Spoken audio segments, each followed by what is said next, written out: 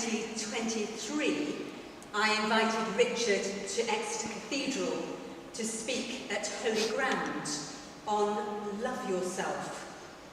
And this book has developed from that evening and the conversations that took place. And I can think of no one better qualified to write this book. Richard's a man of spiritual depth, a licensed lay minister, a Benedictine oblat, initially supported by Alton Abbey and now supported by Mutnell, and his wife and daughter are both Anglican priests.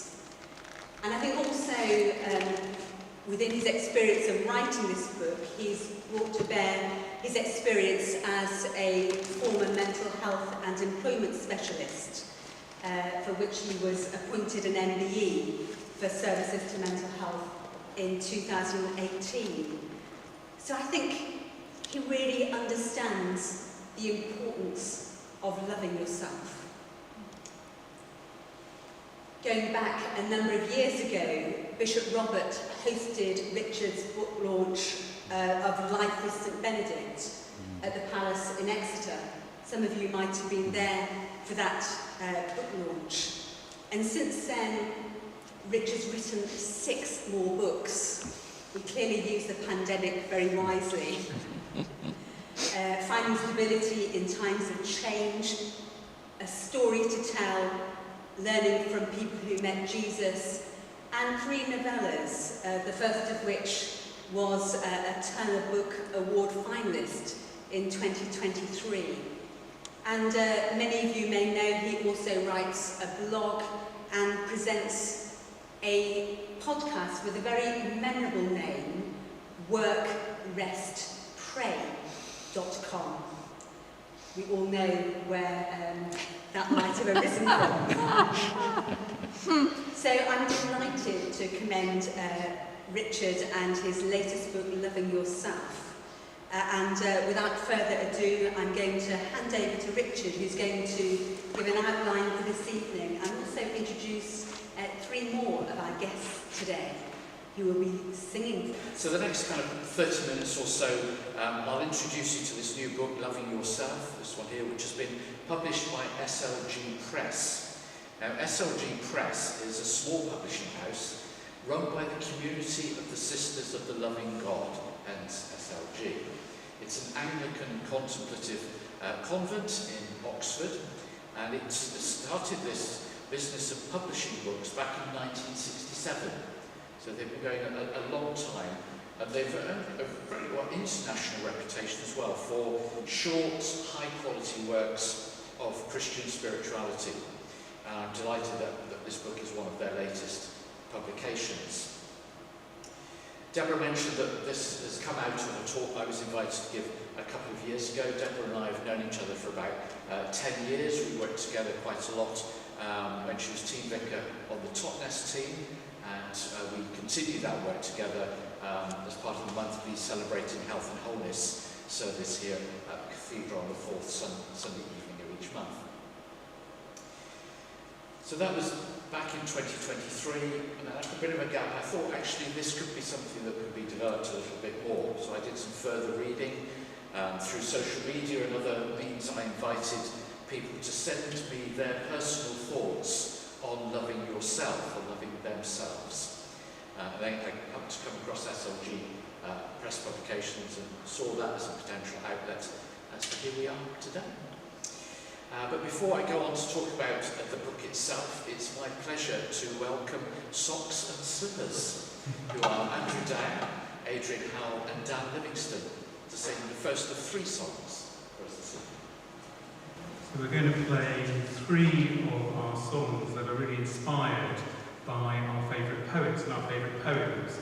We're going to sing a song version of a poem by R.S. Thomas that I'm sure many of you will know, The Brightfield. We'll play something by Mary Oliver, and we'll finish with something by Seamus Heaney later on. But let's start with The Brightfield by R.S. Thomas.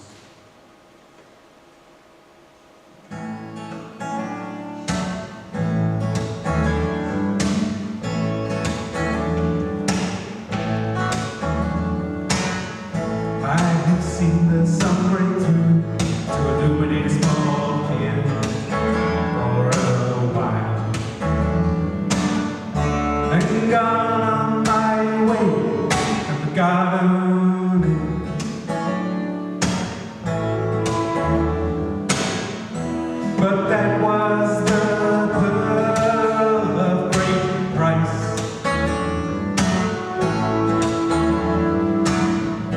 The one field that had treasure in it. I realize now that I must give all that I have to possess. Life is not rushing on, or hankering after the past. It's turning aside like Moses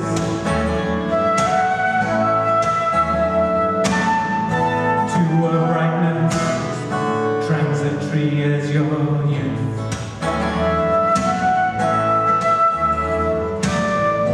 But it's eternity that awaits you.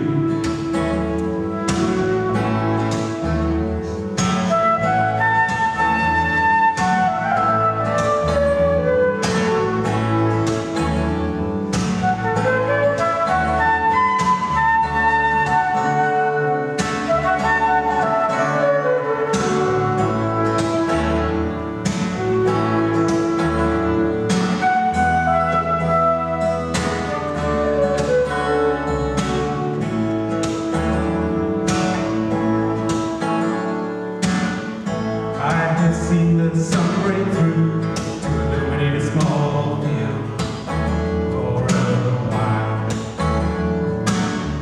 and gone on my way and forgotten it.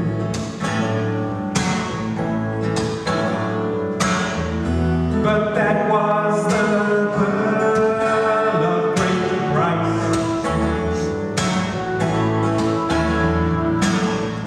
The one field that had treasure in it.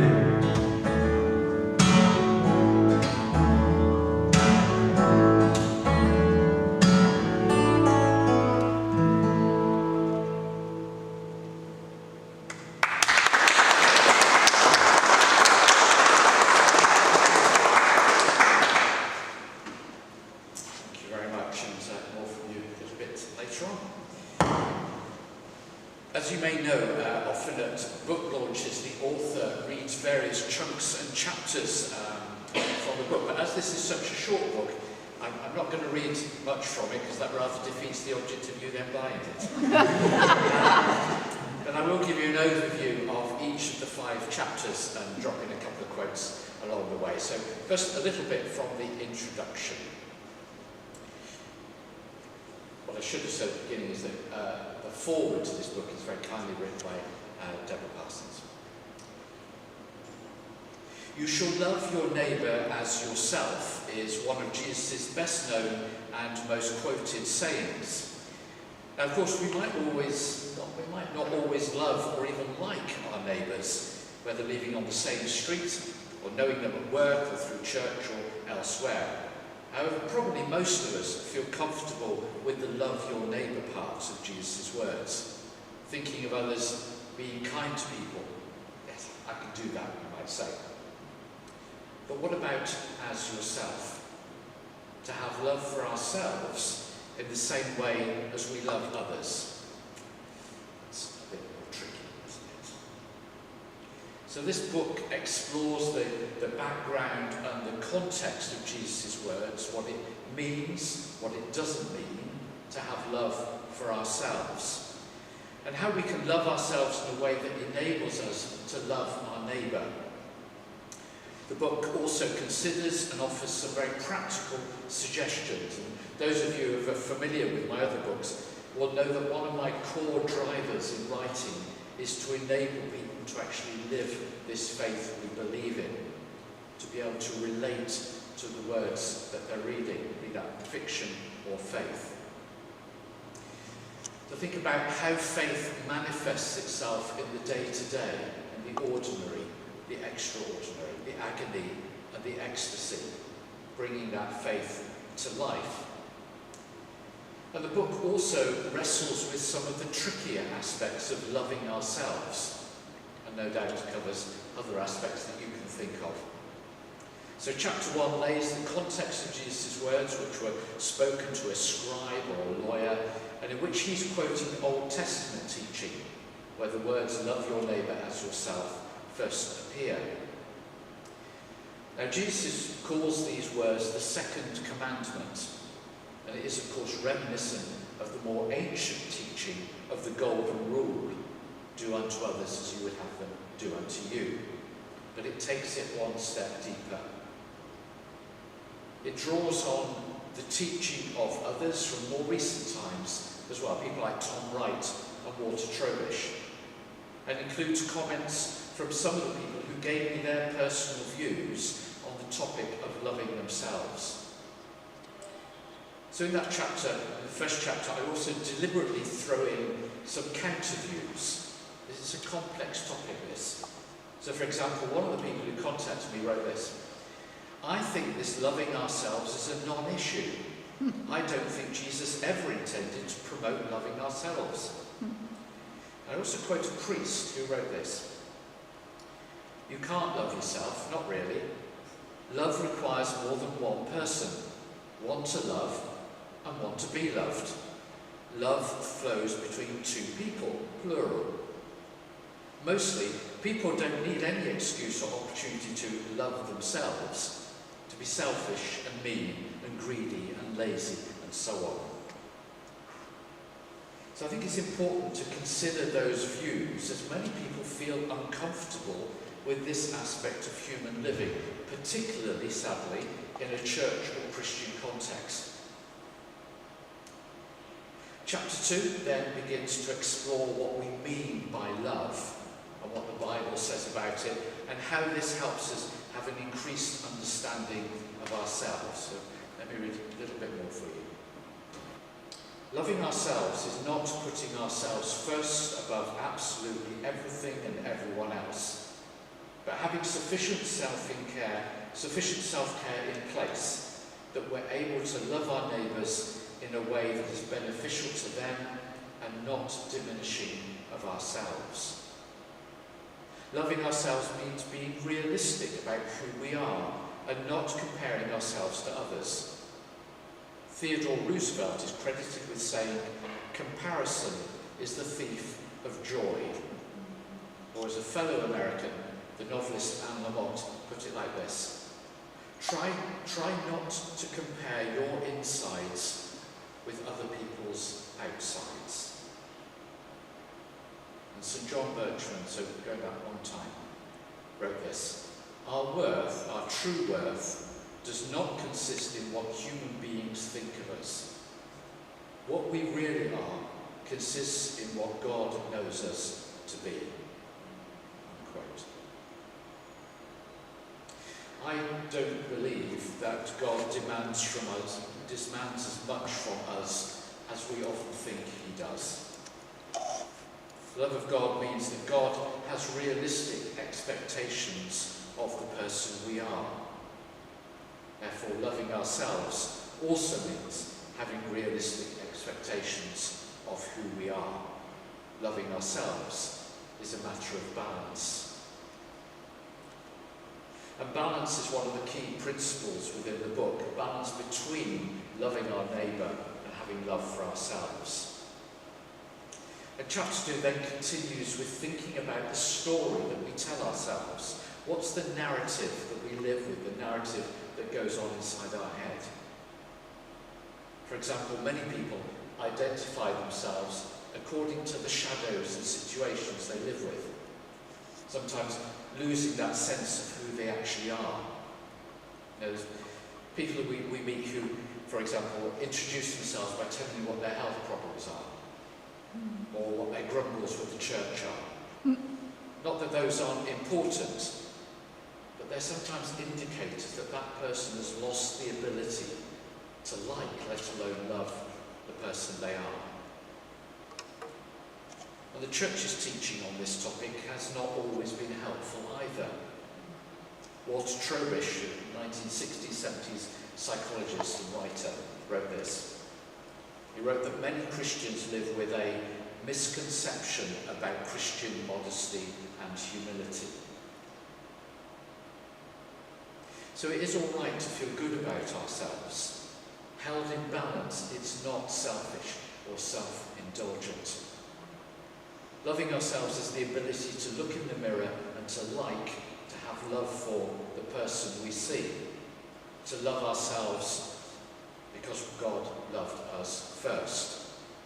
Hence, in part, the lovely illustration that is on the front of this book. So we're going to play in response to what Richard has spoken about. We're going to play a song inspired by Mary Oliver's Wild Geese.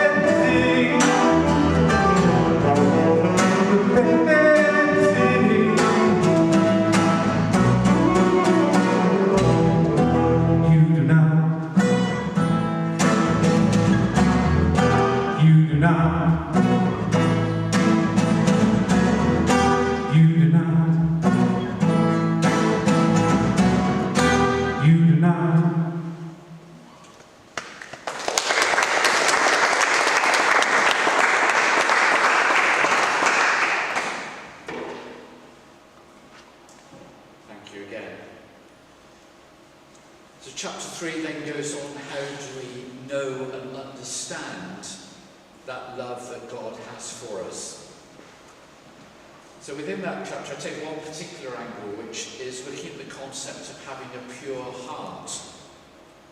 Now that takes us a little bit more into more subjective language, and how our heart is influenced by and influences our view of ourselves and our neighbours.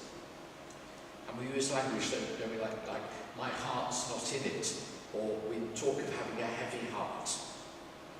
The concept of a pure heart goes back to Old Testament times, notably in the Psalms and then in Jesus' teaching. So, blessed are the pure in heart, for example.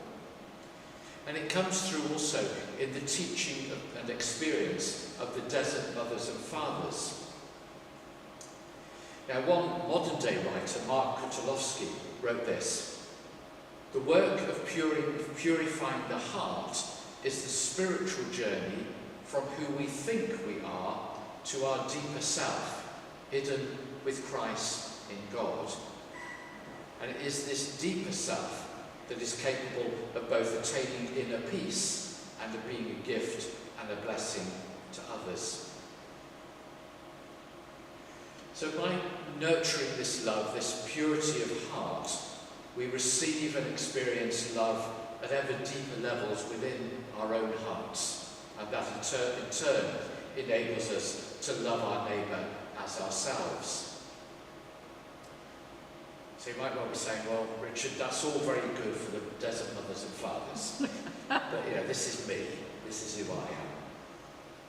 So chapter 4 outlines some spiritual approaches initially that we can take.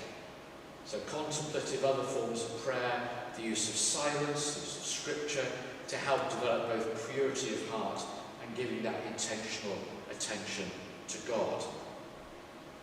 One of the people who wrote to me wrote it like this: "What I have found helpful in learning to love myself is spending time in God's presence and learning how he feels about me. That he loves me because he is love, and not because of what I can't and can do." The final chapter then considers some very practical aspects of showing and giving love to ourselves. There are thoughts on well-being, as perhaps you might expect given my background, and that concept of feeling good and functioning well, and what indicators there are when we're not feeling good and functioning well. As left unaddressed, those signs can lead to other difficulties in our health and well-being. And sadly, I've seen that happen to far too many people. People who've given everything to everything and are left with nothing for anything. So part of loving ourselves is to know our own responses and reactions during times of feeling stressed or when we're not feeling that good and not functioning well. So feeling good and functioning well is just one part of loving ourselves, partly for its own sake, but also in order that we might love our neighbour too. So how do we go about feeling good and functioning well? How do we, in very practical ways, love ourselves amidst daily stresses and pressures? Well, you'll have to buy the book to find out. But I will give you a couple of examples. We live in a this-minute, last-minute society. On the one hand, there's an expectation for things to be done straight away. On the other, so much is attempted with little or no time left to complete it. There's so much pressure to expect and provide fast and immediate action. And there's some distinctly poor role modelling that goes on with it. We've cultivated a society of unnecessary rushing. And taking that time to think, to pray, to seek advice will, even if the speed of response is slower, often produce a much better and more fulfilling outcome.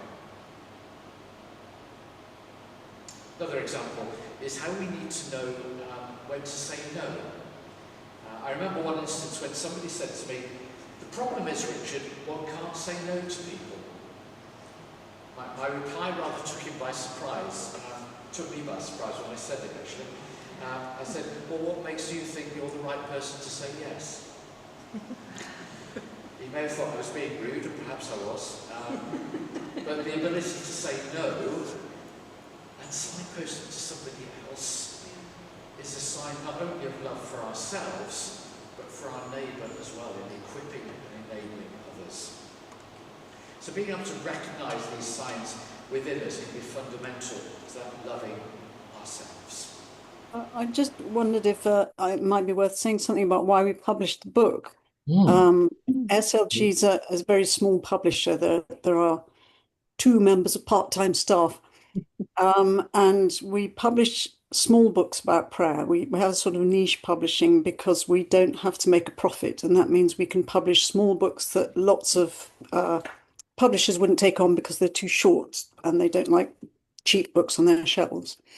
And I think quite a lot of what we do is quite conventional. The press is owned by a convent of Anglican sisters.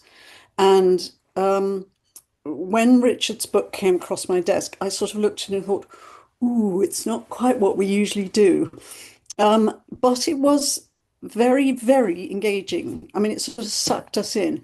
And I handed it to our internal readers, all of whom are over the age of 80, but who do understand things like the internet. And I think one of the things that was very attractive was how Richard drew on contributions from other people, contributions from his social media communications. And that was very fascinating. But also there were a number of just wonderfully pithy moments, and the one that absolutely stayed with me was the one about, oh, it's so hard not to say no to people. And what makes you think you're the right person to say yes? And it made me just laugh out loud because so many of us do that. And I think one of the things that was so important about the book was that it addresses this fundamental problem that we all have. And I noticed that your audience here is primarily women. And I think this is something that women suffer with really badly, accepting ourselves and loving ourselves and accepting that we're good enough. And it was something that this book went into. And so it is a slight departure for us, but it's a very, very happy departure. And we felt it was a really important book and one that I think is one that we're extremely glad to have published. And I hope will do well. It's lovely of you to say all that. Thank you ever so much indeed. And again, for all your support within it.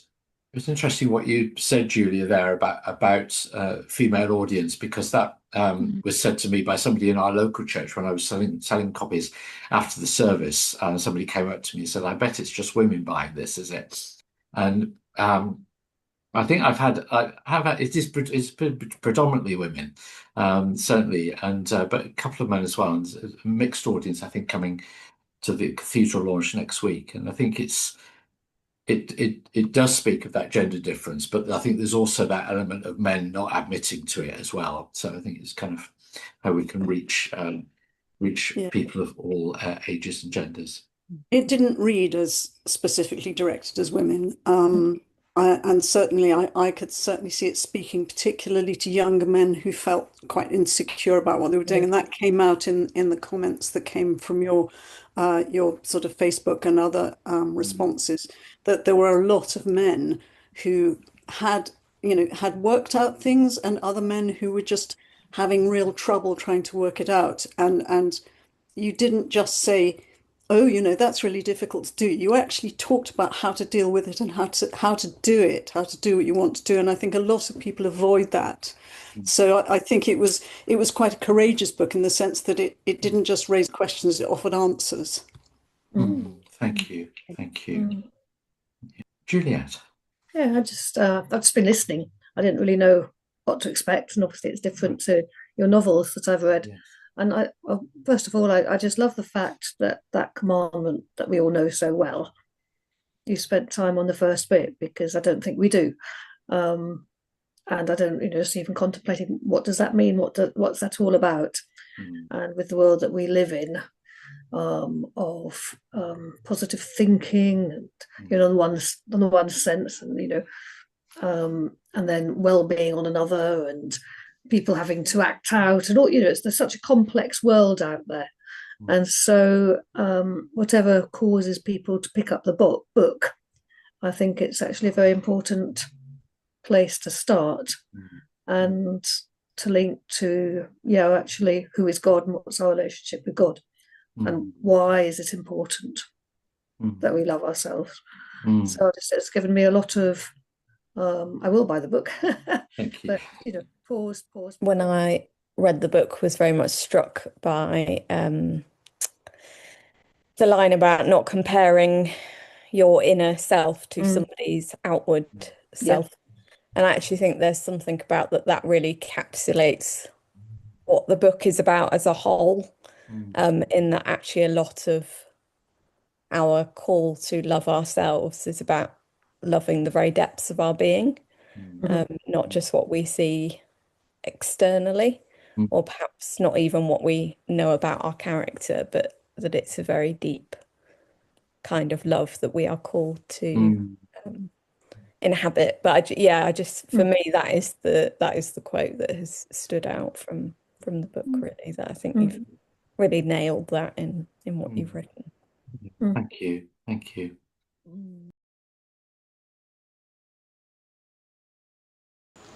So our final song is a version of a very beautiful poem called Lightning's Eight by Seamus Hoover.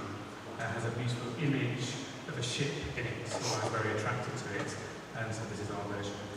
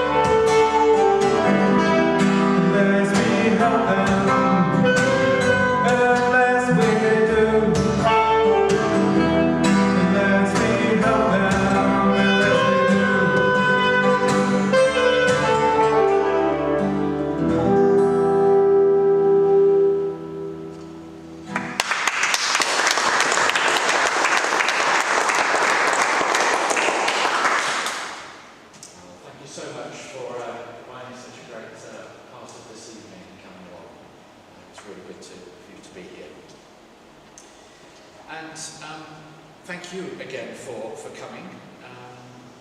The various kind of sources that I've kind of used or referenced in the book, if you want to look into anything a bit more deeply. And there's a list of other SLG Press publications there as well. Indeed, someone I know is considering using this book as part of a house group, small group discussion setting. And I know that SLG can arrange a discount on multiple copies. And one of the things that's touched me as I've kind of looked to try and sell these books over the years is the number of people who've come along and bought a book that I've written for somebody else that they know. So maybe actually you're just thinking, actually, yeah, I do know somebody who may benefit from hearing some of this stuff or reading some of this stuff. So this particular book, Loving Yourself, is priced £7. I'm happy to obviously chat further. I can take card, cash or cheque. I bought copies of my other books that Deborah gave a mention to at the beginning. So there's 3 other faith books and then 3 contemporary fiction novellas. They're not overtly religious, but they're stories of adversity over hope. No, they're not. That's a good over adversity. Thank you, my prompts. They are stories of hope over adversity, and all with happy endings. And let me finish by reading a couple of lines from Deborah's foreword.